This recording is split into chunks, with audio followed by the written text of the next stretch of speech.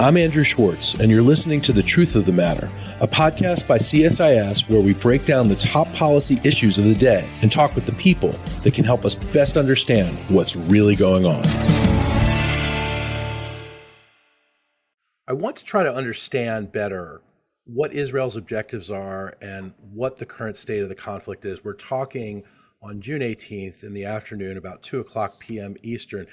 And to do this, I have with us one of the most eminent historians, military historians, scholars that I know, and it's Dr. Eliot A. Cohen, a dear friend and colleague here at CSIS, where he's the Arleigh Burke Chair in Strategy. And of course, Eliot was the eminent dean of the School of Advanced International Studies at Johns Hopkins. He was counselor to Condi Rice. He has been thinking about this issue for a very long time. So Eliot, I want to ask you first, what are Israel's real strategic objectives here? Some say it's regime change, some say it's deterrence. Where do you fall on this? So in the narrowest sense, it's not about deterrence. This is about destroying the Iranian nuclear program. That's the narrowest objective.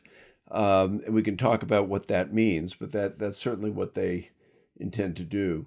I think the larger perspective here, though, is very important, which is that the Israelis believe, I think justly, that they've been at war with Iran for a very long time, that entered a particularly intense phase with the October 7th, 2023 Hamas attacks. There have now been several campaigns that have followed from that, including the campaign that destroyed Hezbollah. And I do believe that this particular episode was triggered by their sense that the Iranians were moving close to actually manufacturing nuclear weapons, which would make sense. Now, I think indirectly the Israelis may be hoping for regime change, but I think that is a secondary objective if they think they can achieve it, and they're not going to do something like an invasion. But I think they are probably calculating, again with some reason, that this may deliver enough of a shock to the regime that you do get a rather different Iranian government at the end of this. So, Eliot, in a larger sense, you are suggesting that Israel won't go in on the ground to the extent that they aren't already on the ground in some covert way. But you're also talking about that this is going to be prosecuted by the air. Can Israel accomplish what it needs to accomplish by the air? And does it need the United States to help assist with an offensive strike? Well, it's only partly by the air. There, as you noted, there's very extensive covert actions with Mossad, and I wouldn't rule out some very limited ground operation to perhaps attack a particular facility. I think the answer is basically they can do most of it with one very important exception. That's the Fordo installation, which is very, very deeply buried, and which to take out would probably, I say probably, require the United States dropping the 15-ton GBU-57 very deep penetrator from B-2 bombers, which of course the Israelis don't have. But I think most of their other objectives they actually are achieving. They've effectively destroyed Iranian air defenses. They can bomb anything they want. They have not only done a lot of damage to nuclear facilities, and they will do more, they are also eroding the Iranian ability to strike back at them by hitting a lot of their mobile launchers and some of their fixed sites and storage sites for ballistic missiles. And finally, and not least importantly, they've been engaged in a campaign of targeted killing of senior military leaders and also nuclear scientists. I think the current tally of those is about 14, which is actually a pretty considerable number. And Eliot, what does this operation really tell us about Israel's military capabilities and intelligence penetration in Iran? This seems like a really high-tech, highly skilled operation. As you mentioned, they have air cover. I want to get into that a little bit in a minute. But what does this tell us about Israel's capabilities? Oh, it's an extraordinary operation. It's the only thing that we've seen recently that's in any way comparable to it, and that was on a much smaller scale, although tremendously impressive, was the Ukraine spiderweb attack on Russian strategic bombers. But this is on a much bigger scale over very long distances. I think everybody knew that they had a very good Air Force. I think, once again, people were somewhat surprised by the degree of intelligence penetration they had on Iran. This is something the Israelis have been working on for decades. And the thing is, they have seen the Iranian nuclear program as a genuinely existential threat. That's a phrase that people toss around rather loosely. But the fact is that when you think that your existence is genuinely at stake, you put an enormous amount of effort into figuring out how to deal with the people who are, out to destroy you. And that's what the Israelis have done, and they have formed on that one. So it's an extraordinary performance. Are people shocked that the Israelis are capable of it? Probably not, but it's still remarkable and in some ways surprising. Eliot, is that a widespread view in Israel? Israel's polarized just like, the United States and other countries are polarized politically and by issue. Is it a widespread view in Israel that Iran cannot achieve a nuclear weapon, that there needed to be an intervention by Israel? Yeah, I think on this one there's something much closer to consensus, the kind of consensus that you had immediately after October 7th. Where there's been polarization over Gaza, it's been over, are you willing to stop the fighting in order to get hostages back if that is indeed possible? But I think the Israelis have come to the conclusion that the Iranians really are out to get them, that this is a genuinely existential threat. So it's no coincidence that even some of Prime Minister Netanyahu's most vociferous critics, including people like Yoav Gallant, the former Minister of Defense, have come out in favor of this. I mean, I think pretty strong consensus there. By the way, one other thing that is somewhat unexpected, I think even on the Israeli side, is on the whole, they've done a remarkable job of limiting the Iranian ability to strike back. I mean, the Iranians have fired hundreds and hundreds of ballistic missiles at them. Only about 20 of them have landed. Now, they've killed about 24 people and wounded hundreds more. But the Israelis, to my understanding, were expecting to take much heavier blows than that.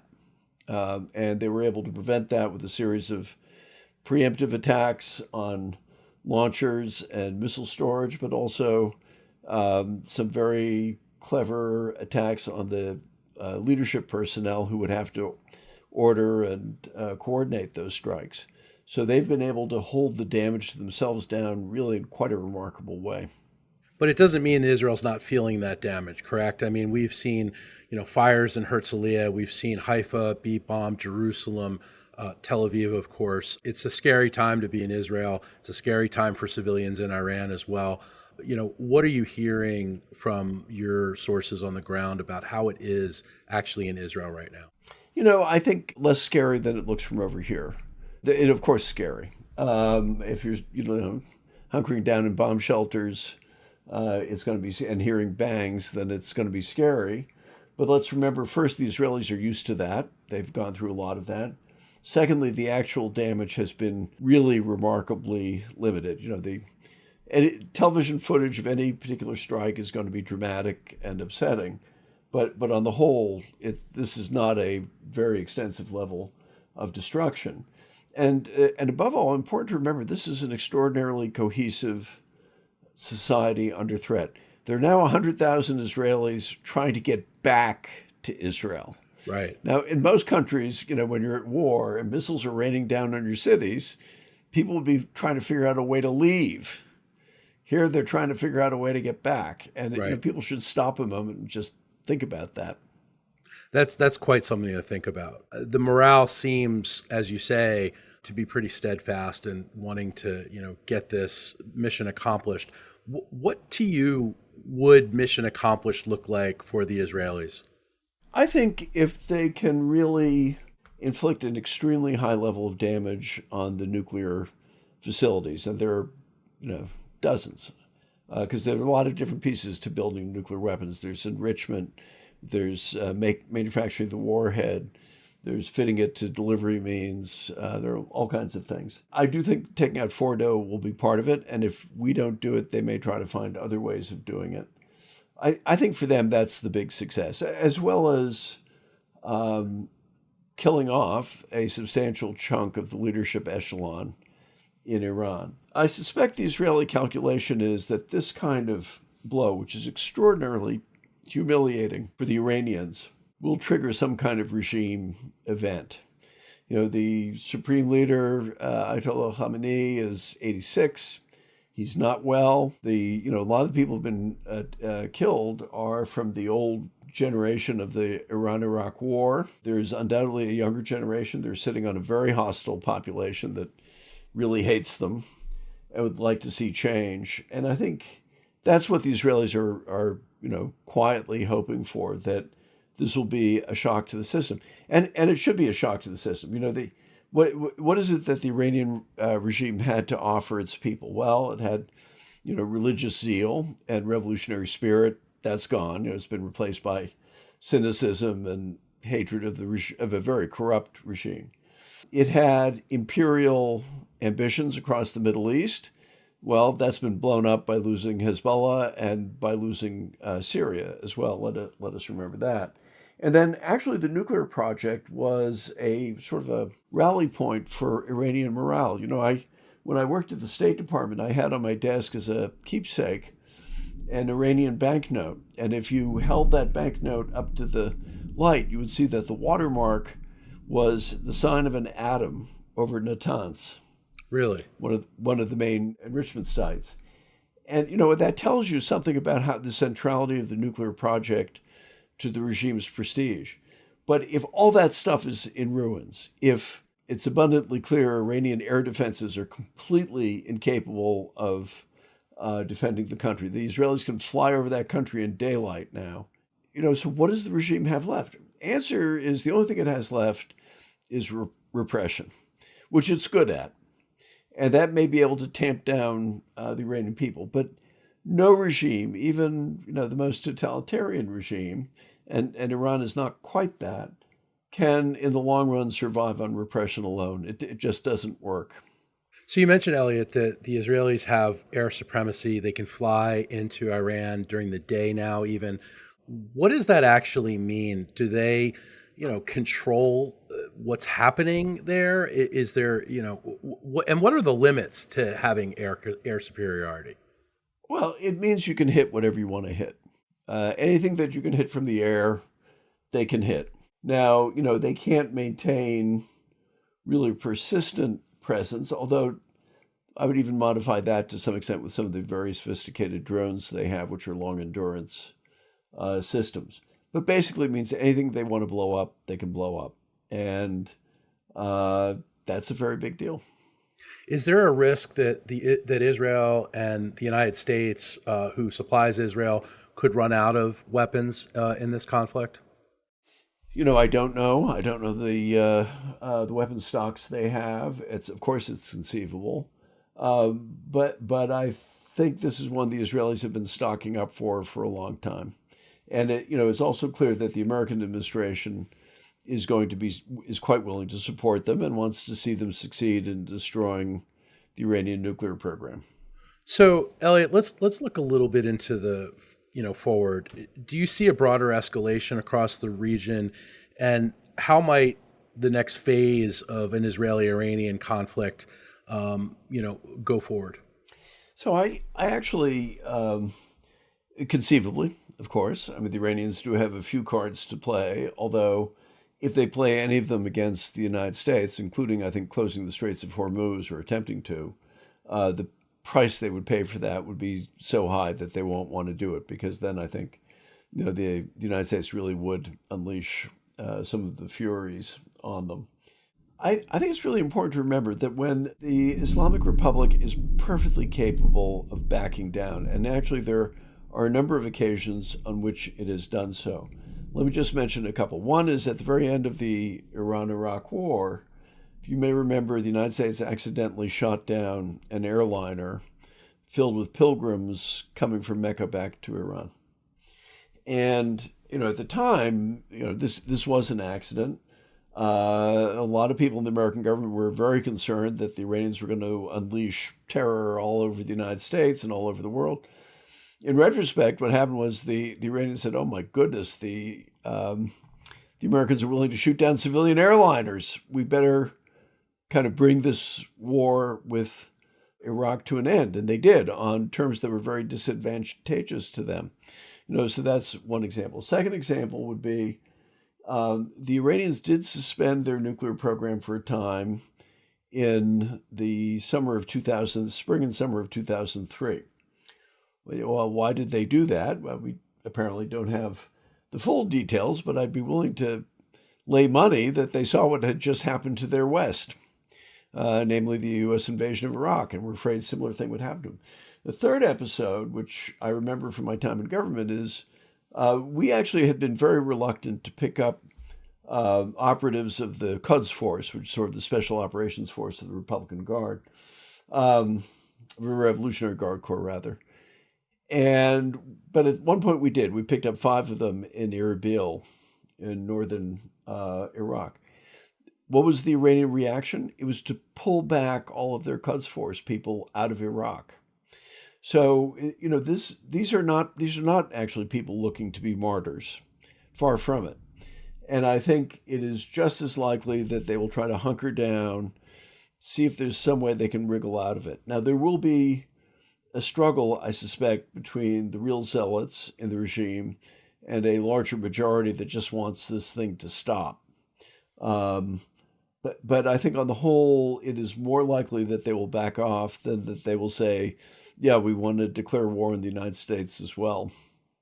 Do you see this leading towards, much more open conflict or stabilizing into a new balance of power? I think it's reshuffling the cards in the Middle East.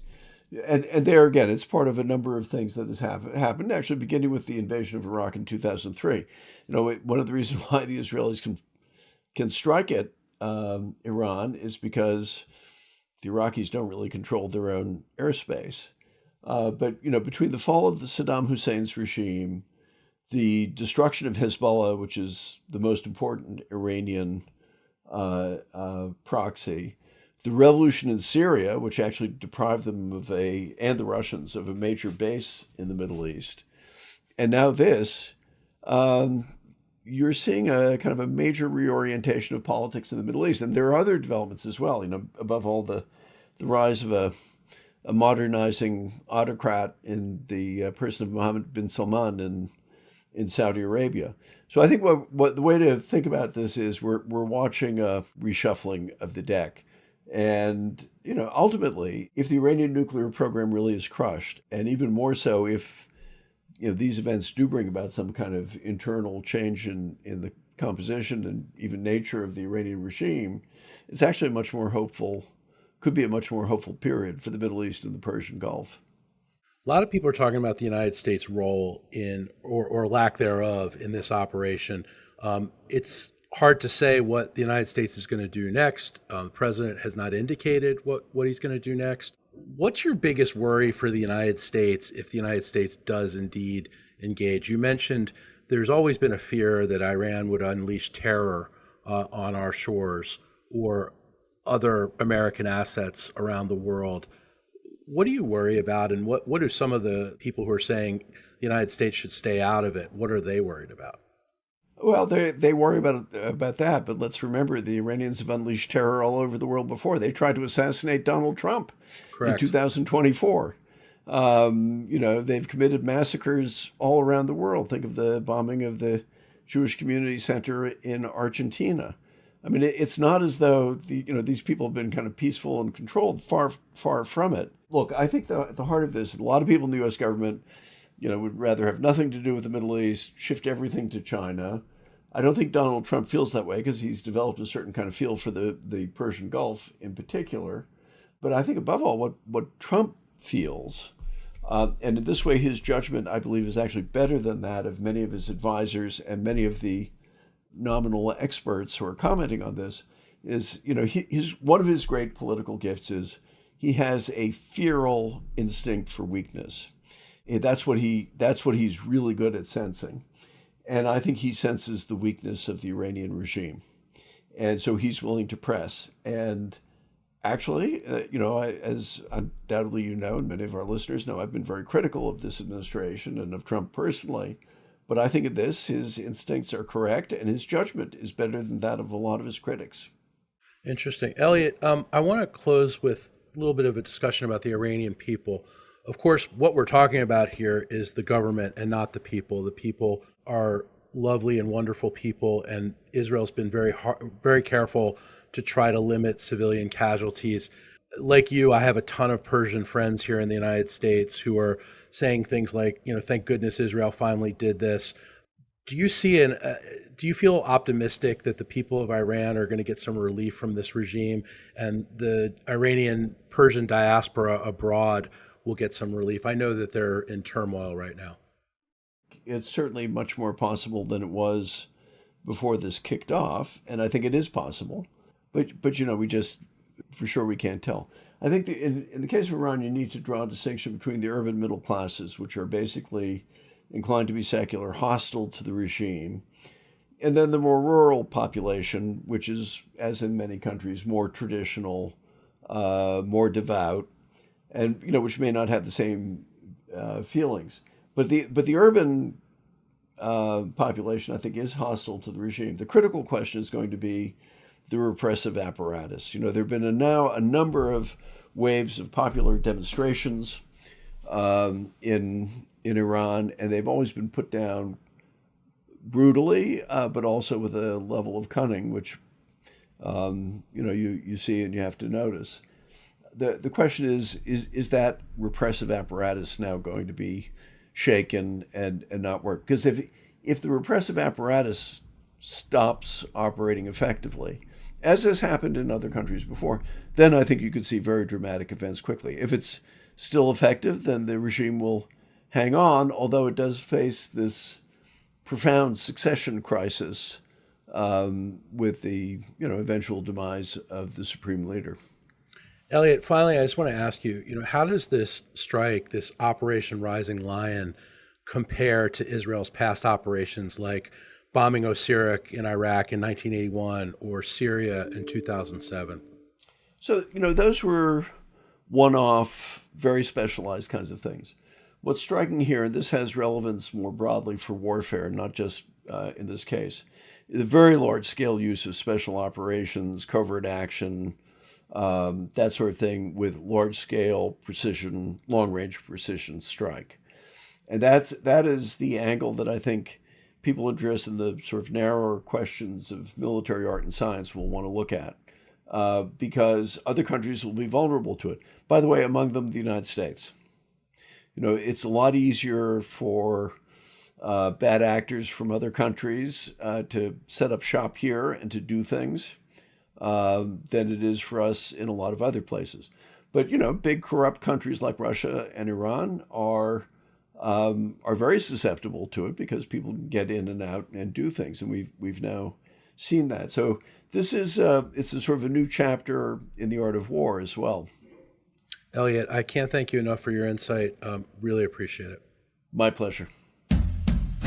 If you enjoyed this podcast, check out our larger suite of CSIS podcasts. From Into Africa, The Asia Chessboard, China Power, AIDS 2020, The Trade Guys, Smart Women, Smart Power, and more. You can listen to them all on major streaming platforms like iTunes and Spotify. Visit csis.org/podcasts to see our full catalog.